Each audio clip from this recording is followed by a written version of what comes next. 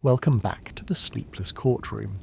Today we are first reviewing the case of Operation Fish, Britain's secret World War II gold transfer.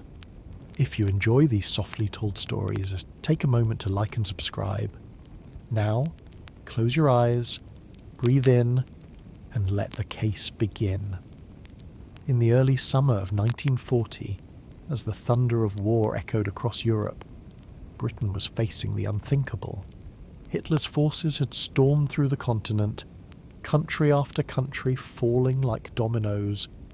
France was on the brink, and Britain, the last standing Western power, knew something most of the world didn't yet grasp.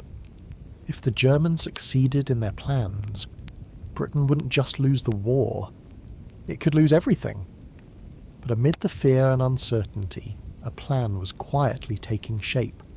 One that involved secrecy, precision, and an ocean. It would be called Operation Fish, a code name for what would become the largest transfer of wealth in history. But this wasn't a cinematic bank job or a daring battlefield mission. It was something far more subtle, far more meticulous. This is the story of how a quiet fleet of ships, armed with nothing but stealth and steel, carried the financial soul of Britain across the Atlantic to a cold vault in Canada, and almost no one knew it was happening. So if you're settling in for rest tonight, let your mind drift to 1940, to train cars loaded with gold, ships slicing through fog, and vault doors slowly closing behind billions in national treasure. The year's 1940. The world is at war. Germany has already conquered Poland, Denmark, Norway, and in a matter of weeks, Hitler's armies will roll through the Netherlands and Belgium like a tide of iron. Inside Downing Street, Prime Minister Neville Chamberlain has resigned, and in his place now stands a bulldog of a man named Winston Churchill. Britain is on edge. In May of that year, the British Expeditionary Force is being driven toward the beaches of Dunkirk. Operation Dynamo, the dramatic rescue of over 300,000 Allied troops, is barely beginning. But behind the military manoeuvres and desperate headlines, Britain's top economic minds are panicking over something far more invisible. Money. If Germany were to invade, they wouldn't just seize land and buildings. They'd seize the Bank of England. They'd claim the pound sterling, the gold reserves, and the national securities. So Churchill's new war cabinet has to act, not with tanks, but with trains. The British Treasury knows what must be done. If the gold stays, it could fall into Nazi hands. If the gold goes, it has to go far, and it has to go quietly. The plan is this. Transfer nearly $30 billion in today's currency worth of gold bullion, securities, and treasury bonds. Move it out of London, transport it, undercover, to the port of Liverpool, and from there, ship it across the ocean to Canada. Why Canada? Because it's part of the Commonwealth. It's far from European conflict, and deep inside Montreal, there's a vault that belongs to the Bank of Canada, one of the most secure facilities on the continent. The operation is so secret that not even many government officials are told about it. Even the ship's captains aren't told what they're carrying until the very last moment. They call it Operation Fish. In total, over 1,500 tons of gold bullion will be moved, stacked in crates, sealed in reinforced boxes, labelled only with codes, night after night, under the veil of blackout curtains and sirens. The trains begin their slow march to the coast, and not a single newspaper writes a word. It began quietly. Crates began to disappear from deep within the vaults of the Bank of England. The gold bars, each weighing 400 troy ounces, that's over 27 pounds per bar, were wrapped in layers of thick cloth, then in pine crates, then in iron cages. Each load was inventoried by hand and guarded by men who weren't told what they were protecting. In the early morning hours, when the city was still wrapped in blackout curtains and the buzz of aircraft was a distant hum, armoured lorries rolled out of Threadneedle Street and made their way north, not to Heathrow, but to Liverpool. Each convoy moved under different code names, different routes. They took detours to throw off suspicion. Some passed through Birmingham, others through Manchester. Every turn of the wheel was logged. Every crate was sealed with wax and royal insignia. And at each rail junction, the guards didn't speak. They weren't just moving gold. They were moving the very confidence of the British Empire. By early June, Liverpool had transformed from an ordinary shipping hub to something far more sensitive. To those working the docks, it might have just looked like a military build-up. After all, the war was escalating, and equipment, food, uniforms, all of it was on the move. But hidden beneath crates of canned goods and machinery lay rows of heavy wooden boxes stamped not with merchant codes, but cryptic alphanumeric symbols. The men loading them onto ships weren't told what they were handling. The ships themselves were hand-selected. Among them was the RMS Andes, a passenger liner repurposed for the war, and the SS Emerald, but the most notable was the HMS Revenge, the 620-foot battleship and one of the most heavily armed vessels in the British fleet. These weren't cargo ships. They were guardians, and when the last gold crate was sealed into place, behind false walls, beneath decks, and within modified storage hulls, the captains were handed sealed envelopes. Inside the real orders. They were not headed to the warfront. They were headed for Halifax, Nova Scotia. The route across the Atlantic was cold, long, dangerous. German U-boats prowled the waters beneath, their silent engines humming through the dark. Convoy HX-49 was formed, a tightly grouped formation of British ships designed to protect one another from attack. The HMS Revenge would serve as the convoy's anchor, its shadow casting a sense of safety over the smaller, unarmed vessels. But no one could guarantee survival. The Atlantic was not just vast, it was watched. The convoy moved in radio silence. Every signal risked interception. Each ship kept its distance, but not too far. A balance between visibility and survivability. To maintain secrecy, only 3 men on each ship were aware of what they were carrying. The captain, the first officer, and 1 designated Treasury liaison. They did not sleep much. Each morning brought sea mist and steel-grey skies. Each night, the sound of creaking hulls and the distant paranoia of torpedoes. But for 8 days, nothing came. And as the coast of Nova Scotia finally came into view, the crews allowed themselves their first breath of relief. They had made it. The harbour at Halifax had been prepared weeks in advance. Canadian forces had quietly cleared docking space, activated emergency rail lines, and instructed customs officers to not ask questions. As the ships rolled in, they were greeted not by fanfare, but by silence. No press, no crowds, just soldiers and vault engineers. The crates were offloaded with care, using cranes under the cover of night. Each one was scanned, logged, and placed into armoured train cars headed for Montreal.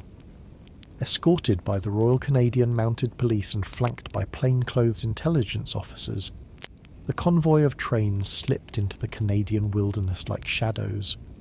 Their destination, the Sun Life Building.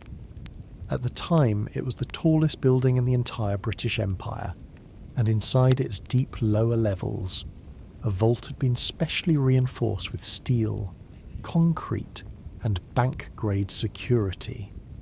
It would become the temporary financial heart of the British government in exile. As Montrealers walked past the building that week, many had no idea that just a few feet beneath their shoes lay the single largest reserve of foreign wealth ever moved to North America. At first glance, the Sun Life Building was just another towering office block, Located at 1155 Metcalfe Street in downtown Montreal, it housed insurance brokers, secretaries, and the slow shuffle of office workers making their way up marble staircases. But beneath the ground floor, beyond the boiler rooms and record archives, a hidden layer was being transformed into something few knew existed. A vault within a vault. Steel reinforcements were added to the foundations. Armed guards were stationed at both visible and hidden entrances, and one specific floor, referred to only in coded internal documents, became the nerve centre for what was now called the British Security Coordination. At the core of this complex was a climate-controlled vault chamber, where crates of gold bars or bearer bonds, treasury notes, and negotiable securities were carefully catalogued by hand. The staff who worked there were sworn to secrecy. Many had no idea what they were filing. Stacks of paper passed from desk to desk sealed with red wax, accompanied by only a short phrase, "For internal issuance only." Every movement was logged. Every transfer had 2 signatures. And every day more ships arrived in Halifax with more gold. What most people don't realise is that Britain didn't just move its money to Canada, it also moved its planning operations. Behind closed doors, Churchill's government had authorised the temporary offshoring of certain essential departments, legal teams, treasury liaisons, intelligence analysts. In Montreal, a team of British civil servants quietly began operating as a kind of shadow finance ministry. Their goal? To use the wealth stored in the Sun Life building to fund the war effort abroad without ever alerting the enemy. Through a network of Canadian and American banks, the securities stored in Montreal were gradually liquidated and converted into cash. These funds were then used to purchase weapons from American manufacturers, supplies from neutral countries, aircraft parts, fuel, food, and medical equipment for the Red Cross. Each transaction had to be disguised. Foreign companies were sometimes told they were dealing with a Canadian buyer. In reality, the buyer was Britain, operating from 3,000 miles away, beneath the streets of Montreal. To protect the operation, a second layer of secrecy was implemented, one even deeper than the vaults. The British Security Coordination, or BSC, began monitoring all communications into and out of Montreal's government offices, encrypted telexes, handwritten letters. Even personnel records were scrubbed of real names. No one was to know the scale of what was unfolding beneath their feet. Among those assigned to protect the operation was a man named William Stephenson, a former industrialist turned intelligence officer. He became known by the codename Intrepid. Operating out of New York but with a direct line to Montreal, Stephenson ensured that not a single shipment's details leaked. He oversaw radio operators, cipher clerks, and undercover agents tasked with one simple mission: keep the gold invisible. He also served as the key liaison between Churchill and Roosevelt, preparing the diplomatic and logistical groundwork for what would eventually become the Lend-Lease Act, which allowed the US to begin openly supporting Allied nations. And all the while, the vault beneath the Sun Life building remained full. What many people don't realise is that Operation Fish wasn't a one-time event. It happened again and again. After the success of the first convoy in June 1940, the British government authorised continued transfers of wealth across the Atlantic. In total, over £186 million sterling, equivalent to more than 25 billion US dollars today, was moved from Britain to Canada between 1940 and 1941. Each new shipment carried with it fresh risks, new German submarines, changing naval routes, growing suspicions from American press and financial observers. But the system held. Each time the ship slipped into Halifax under fog and radio silence. Each time the trains moved out by night, and each time the gold bars were counted, logged, and locked beneath the earth. To the public, Canada was simply a quiet part of the empire, but in truth, it had become something far greater, the safe deposit box of the free world. By late 1940, Britain's situation was dire. The Battle of Britain raged in the skies.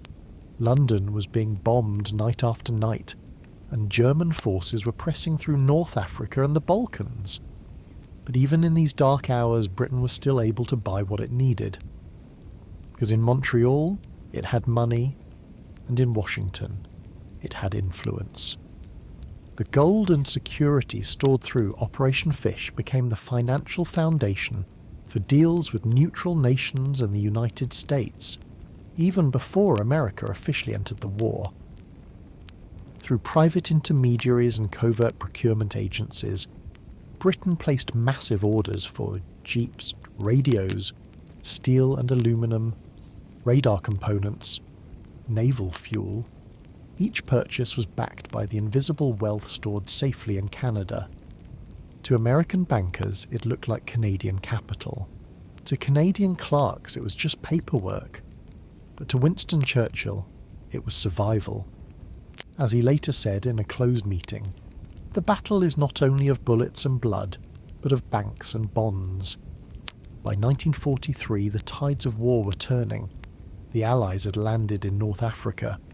US forces were fully engaged in Europe and the Pacific, and Britain's need to disguise its financial activity was beginning to lessen. The vault beneath the Sun Life building continued to operate, but now with a different tone. Crates of gold were no longer arriving in weekly convoys. Instead, documents were being prepared for repatriation, the slow, methodical return of wealth back to Britain. But that return would not happen overnight. Even after the war ended in 1945, Britain's economy was shattered. Its industries were exhausted, and its debts enormous. The vault remained in partial operation until the late 1940s, as bonds were redeemed and securities liquidated. Some funds were converted to pay for reconstruction, others were used to settle foreign debts, and then slowly, one by one, the steel doors closed for the last time. The staff were reassigned, the documents were sealed, and the vault was forgotten.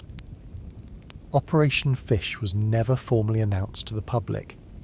Its details were kept under wraps for decades, not because of embarrassment or scandal, but because secrecy had become a habit. Official records remained classified through the 1950s and 60s.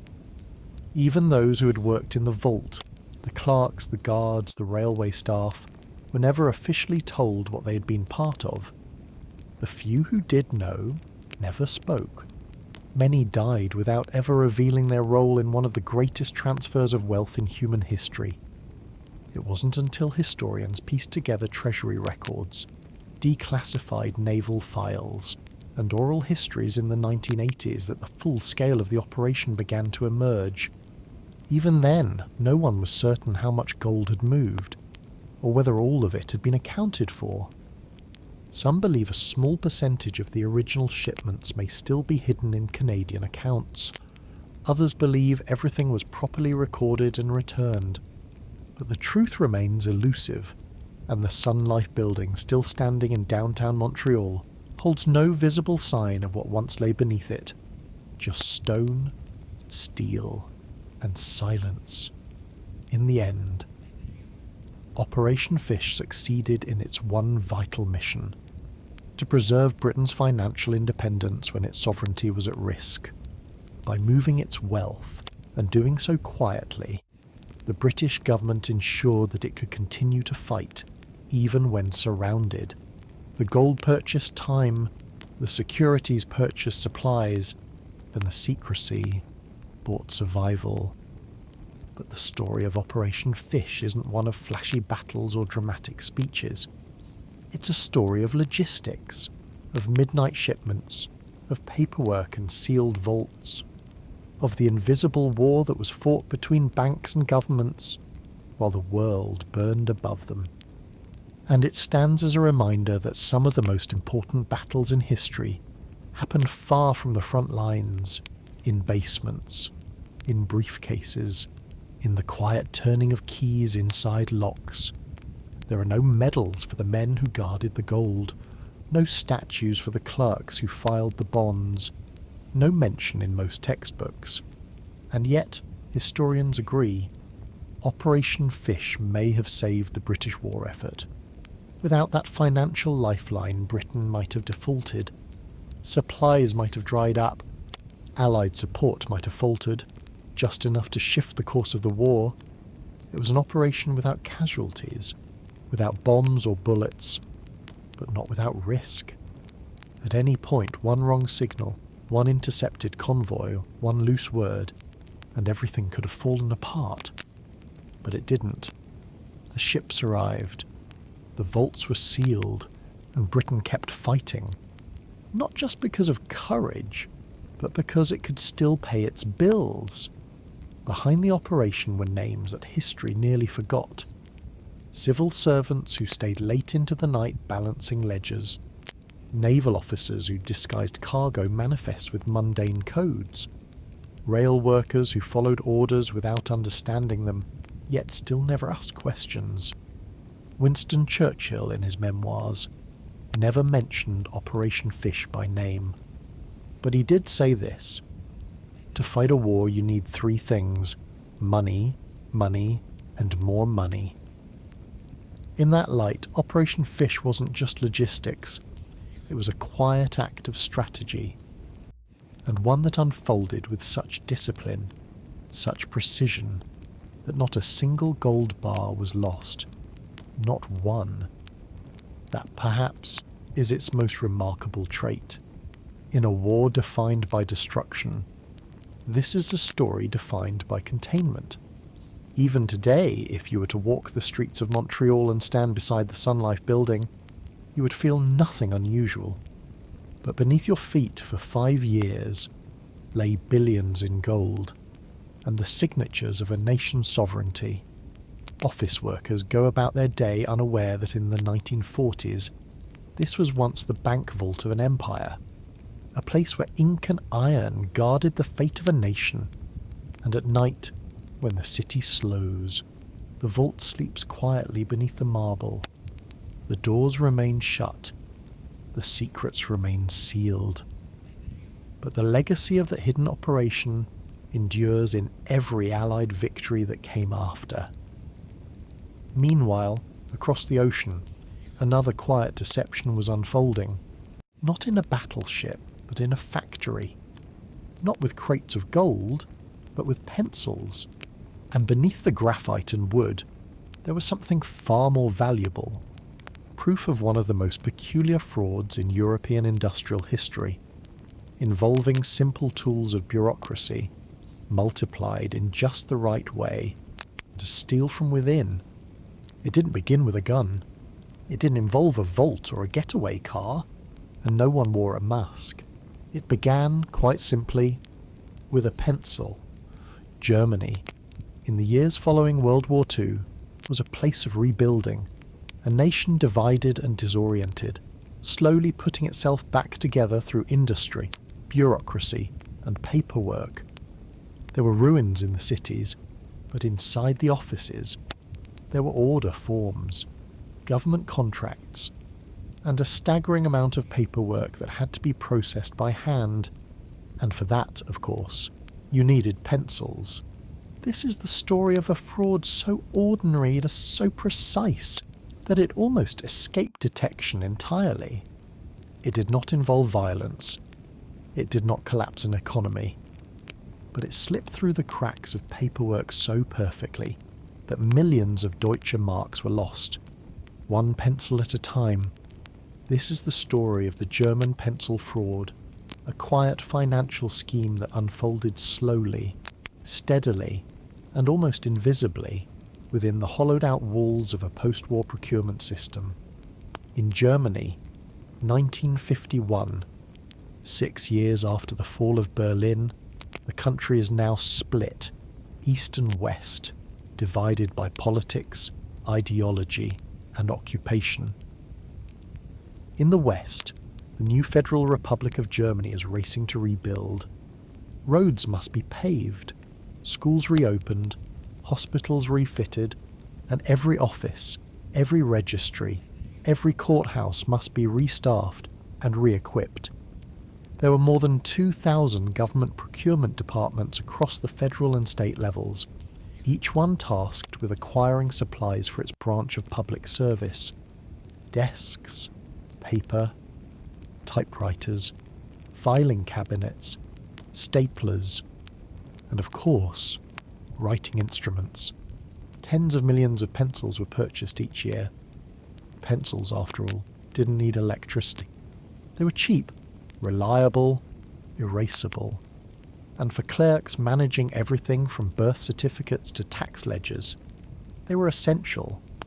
What no one knew at the time was that someone had figured out how to turn those pencils into a fortune. At the centre of this quiet crime was a man named Johann Helmut Schneider. He was not a politician, not a known criminal. He didn't live lavishly or attract attention. He worked in mid-level supply distribution, a purchasing officer in Hesse, overseeing a network of contracts between state agencies and private vendors. His job was, in theory, simple: order materials, ensure fair pricing, balance local production quotas. But what Johann discovered in late 1951 was a gap. You see, most pencil purchases were small, a few hundred marks here, 1,000 there. No single invoice was large enough to trigger mandatory audits from federal inspectors. And in post-war Germany, where regulations were still shifting and corruption controls hadn't fully formed, Johann realised something stunning. If he simply inflated the per-unit price of a pencil by a few pfennigs, and spread those purchases across hundreds of micro-invoices, he could divert large sums of money, and no one would ever ask questions. Because on paper, he was just buying pencils. In 1952, Johann Helmut Schneider submitted a series of invoices to the State Office for Educational Resources. Each invoice was modest: 320 pencils here, 480 there. Always under the standard audit threshold, always processed without question. But something had changed. Instead of listing the standard unit price of 12 pfennigs per pencil, Johann began listing them at 17, later 21, and eventually 35. Still, no one noticed, because in isolation, no one questioned the cost of a pencil. And Johann knew exactly how to bury the overpricing. He changed brand names often, switched between HB, 2B, and red marking pencils, cited shortages in the region, or special orders for archival quality graphite. Each explanation sounded boring, bureaucratic, exactly what auditors hated to investigate. And so, the excess funds, sometimes just a few marks per invoice, were rounded, then siphoned, transferred to shell companies, parked in vendor accounts that Johann controlled quietly behind the scenes.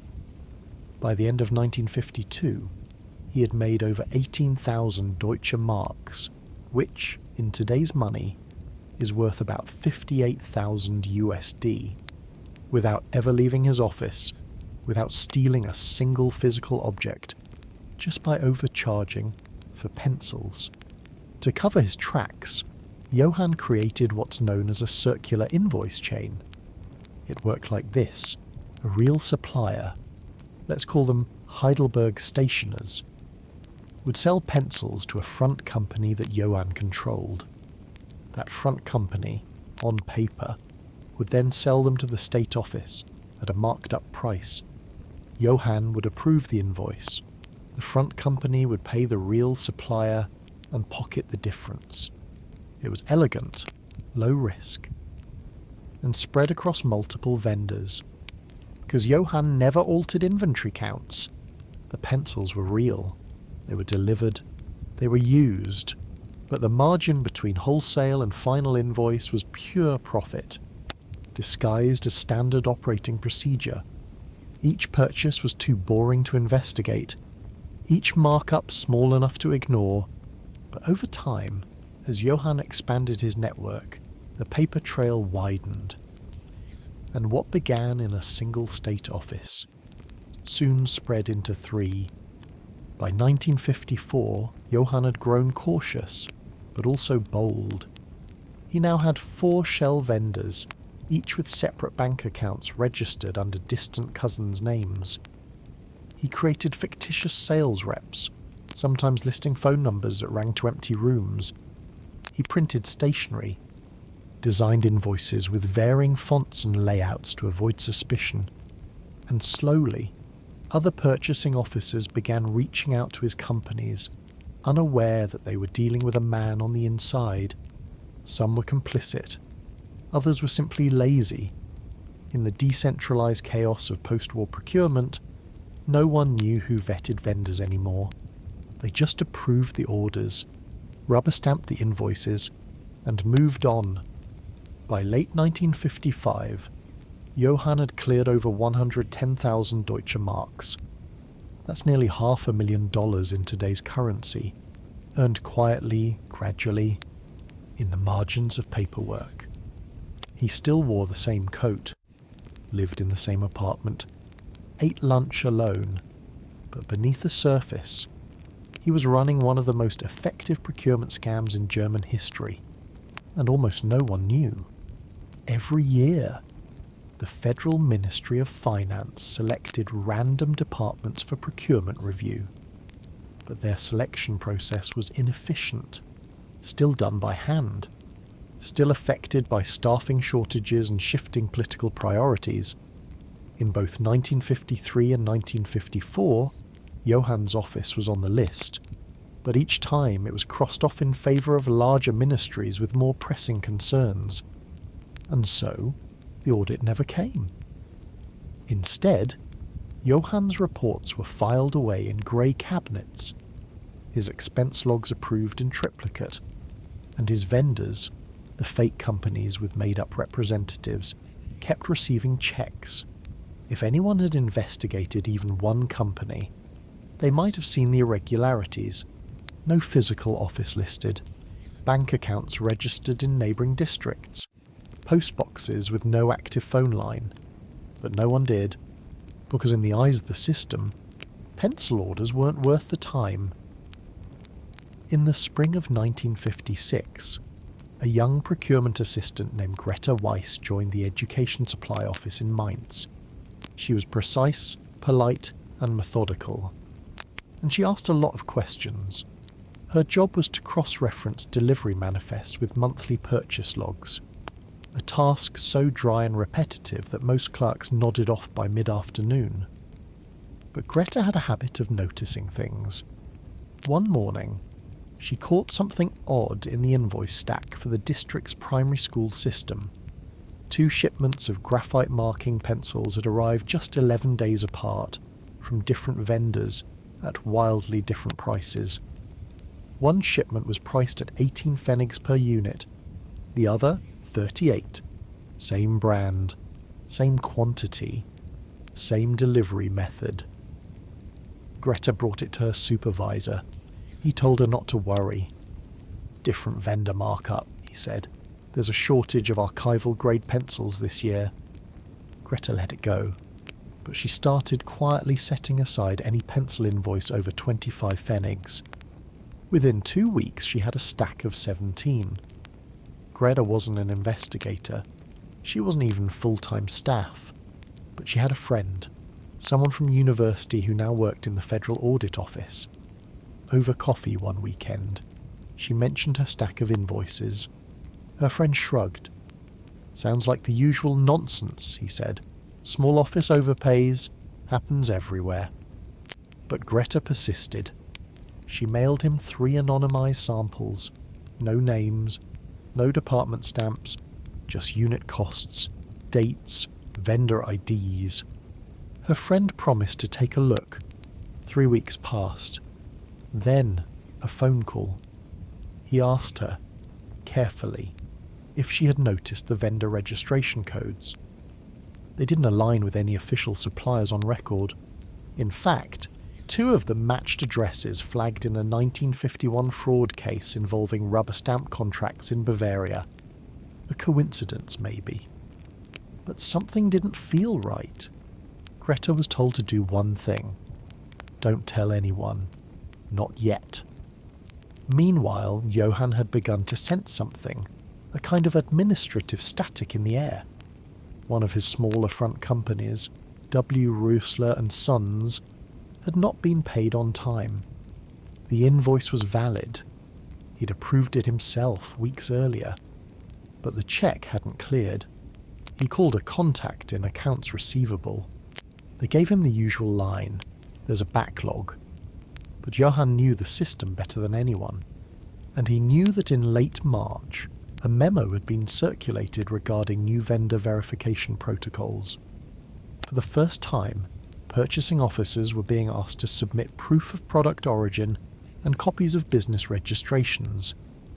And suddenly, the edges of his careful paperwork began to tremble. He drafted a letter to a friend in the Frankfurt office, someone who owed him a favour, and asked if anything was circulating about internal investigations. He never mailed it. He folded the letter in thirds, slid it into a plain envelope, and locked it in the back drawer of his desk, just in case.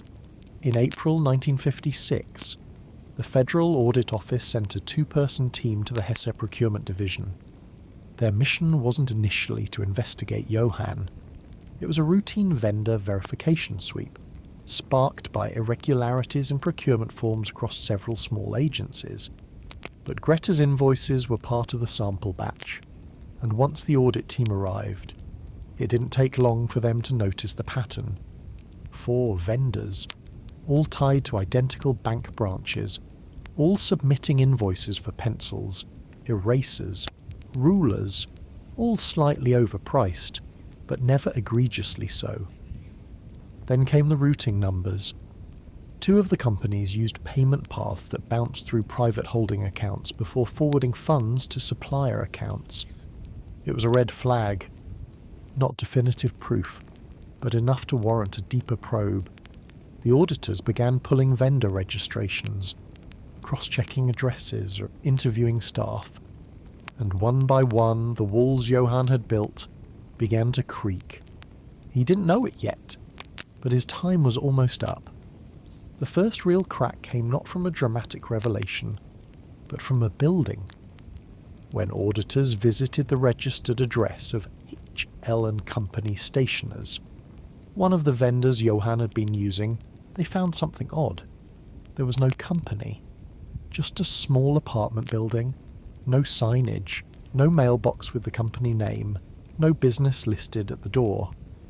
The supposed office suite on the second floor was a private flat, rented, according to city records, under the name of a distant cousin of Johann Helmut Schneider.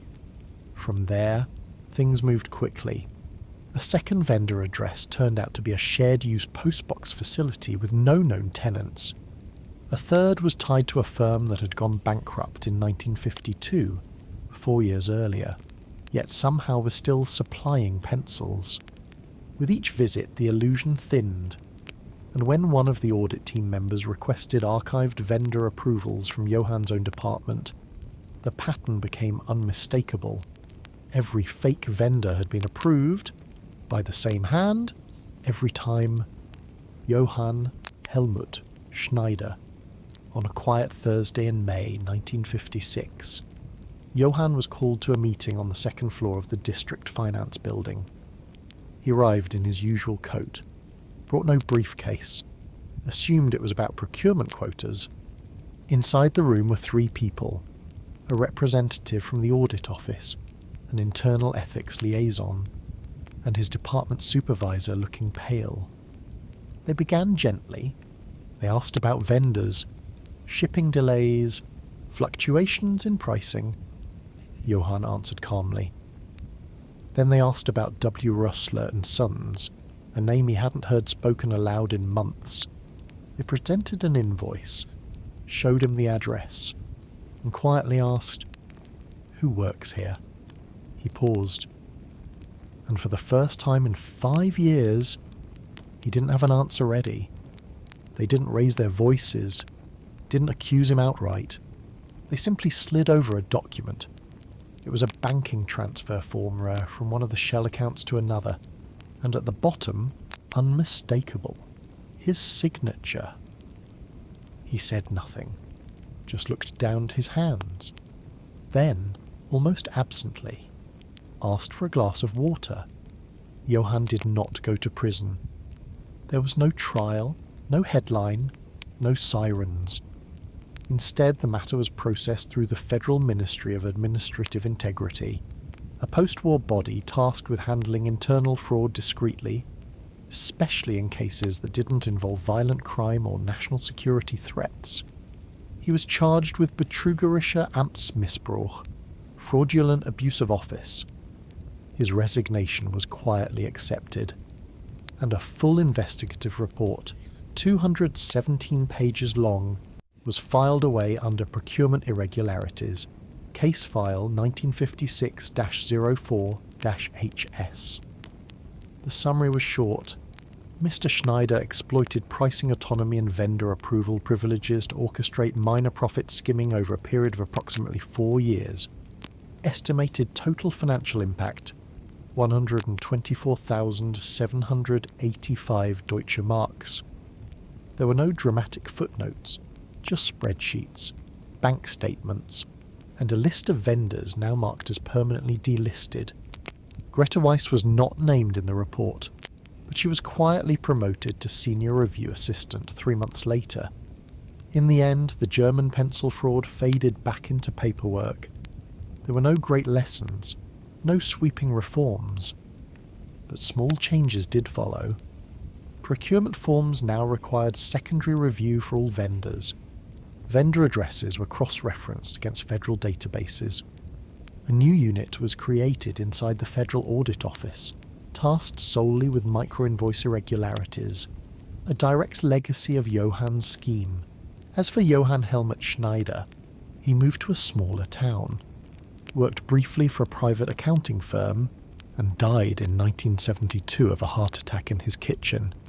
He was never interviewed, never wrote a memoir, never spoke publicly about what he did. His legacy exists only in a grey binder, shelved in a climate-controlled archive, behind 3 levels of locked doors, and in every pencil requisition form filed since, there is now a quiet field that reads, "Unit price verified, secondary confirmation required." All because one man figured out how to hide a fortune inside a box of pencils. Looking back now, it's tempting to call it clever, or petty, or strange. But perhaps what makes Johann's story so unusual is how ordinary it was. It didn't rely on hacking, violence, or manipulation. Just a gentle exploitation of systems too tired to care, too busy to notice, too trusting of paper. He didn't break into anything, he didn't rewrite laws. He just nudged prices, a few pfennigs at a time, in a world where no one double-checked pencils.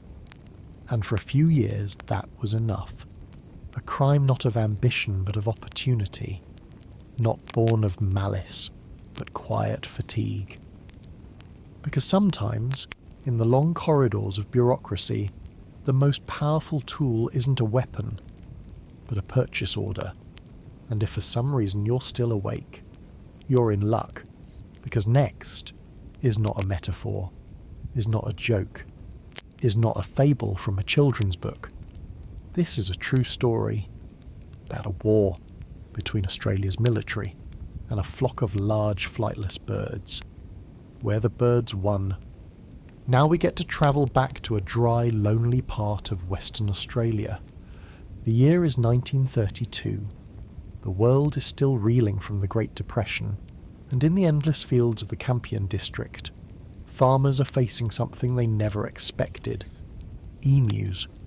Thousands of them. Tall as a man, fast as a horse, relentless, and very, very hungry.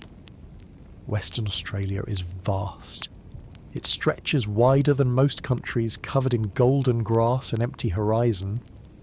In the early 1930s, much of that land was being settled by former soldiers, World War I veterans who'd been promised farmland in exchange for their service. They planted wheat, fought drought, endured harsh winds and little infrastructure, and just when their crops were beginning to grow, the emus came, not a few dozen, not a few hundred, but an estimated 20,000. Driven inland by their seasonal migration and the search for water, the emus stormed the newly ploughed wheat fields in massive groups, pecking at grain, trampling young shoots, and breaking fences meant for sheep. To the farmers it was like watching an unstoppable tide. Feathered, fast-moving, loud. One farmer wrote, "They ran through the crops like cavalry. We couldn't stop them, not with dogs, not with fences, not with anything." And so, desperate and overwhelmed, the farmers turned to the government and asked for help. At the time, Australia's Minister of Defence was Sir George Pearce, a well-meaning politician with a streak of wartime pragmatism. When the farmers pleaded for help against the emus, Pearce approved a limited military deployment, not to scare the birds, not to build new fences, but to kill them, with machine guns. It was decided that a small detachment from the Royal Australian Artillery would be sent to the Campfire region. They were to be equipped with 2 Lewis machine guns, each capable of firing up to 500 rounds per minute, and they brought 10,000 rounds of ammunition. The soldiers weren't particularly excited, but they followed orders. They arrived in November 1932, set up their positions, and waited for the birds. At first, the emus were elusive. They moved quickly. They spread out. But on November 2nd, a group of 50 was spotted moving across a field. The soldiers opened fire, but the emus scattered immediately, their long legs propelling them across the plain at over 30 miles per hour. Only a few were hit. Most escaped unharmed. One soldier wrote in his diary, "They are remarkably hard to kill. Even with multiple hits, they run for miles." It was going to be a long campaign. By November 4th, 1932, the soldiers were ready to try again. They had learned from the first attempt. This time they waited at a dam where emus were known to gather to drink. Roughly 1,000 birds approached that afternoon. The soldiers held their position, then opened fire, but the machine gun jammed after only a few shots. The emus scattered again, sprinting in all directions. By the time the weapon was operational again, the birds were too far away. Only a dozen had been hit. It became clear that the birds had something the soldiers did not: speed, agility, and unpredictable movement. Time and again the soldiers would locate a group of emus, move into position, and unleash gunfire, but the birds would dart left, break into smaller groups, or simply vanish into the brush. Attempts were made to mount the guns on jeeps, hoping the vehicles could chase the emus down, but the terrain was rough. The jeeps bounced, the gunners couldn't aim, and the emus? They ran in wide, zigzagging arcs, making clean shots almost impossible. As one officer put it, "The emus can face machine guns with the invulnerability of tanks. They're too fast, too scattered, and too difficult to pin down." By mid-November, after thousands of rounds fired, only about 200 birds had been confirmed killed. The press caught wind, and the headlines were not kind. News of the Emu War spread quickly across Australia and then overseas. British newspapers mocked the effort. Cartoonists drew soldiers in full uniform, defeated by giant birds. One London paper printed the headline, "Australian Army loses to flightless birds." Politicians back home began to panic. What had begun as a small local deployment had become a national joke. Taxpayers were angry. Critics demanded to know why soldiers were being used to hunt birds and why they were failing. Even some within the military spoke up, suggesting that perhaps this wasn't the best use of resources. By December 2nd, less than a month after it began, the government quietly ended the operation. The soldiers were withdrawn, the guns packed up, and the emus remained. The final tally? Roughly 10,000 rounds of ammunition fired, an estimated 986 emus killed, a kill ratio of about 1 emu per 10 rounds, far lower than expected, and thousands more birds still roaming the wheat fields. The official report described the operation as ineffective under current field conditions. Unofficially, it was called a disaster. The emus returned to their migration. They had no idea they'd just fought a war, or that they'd won it. They continued to roam the wheat fields in Western Australia just as they had before. They trampled stalks, ate grain, vanished into the brush. For the farmers, it was a frustrating end. They still faced crop losses. They still had no strong fencing, and the emus were still out there. Eventually, they found a new solution. Not machine guns, but bounties. Local governments began offering payment for emu carcasses and eggs. Hunters, civilians, were more effective than soldiers, because they worked slowly, quietly, and knew the terrain better than any army map. Over the years, the population was somewhat managed, but the emus never left. They remained a part of the landscape, tall shadows in the dusk drifting across golden fields. The war faded into a kind of rural myth, a strange chapter in a much larger book, but officially, historically, it happened. Australia declared war on birds, and lost. There's no statue for the Emu War, no plaque in Campion, no holiday. Just a few black and white photos, and a thin folder in a military archive. It's a story of frustration, of misplaced force, of nature outmanoeuvring bureaucracy, and perhaps a reminder that not every problem can be solved with bullets. Sometimes things must be lived with, endured, or simply outweighted.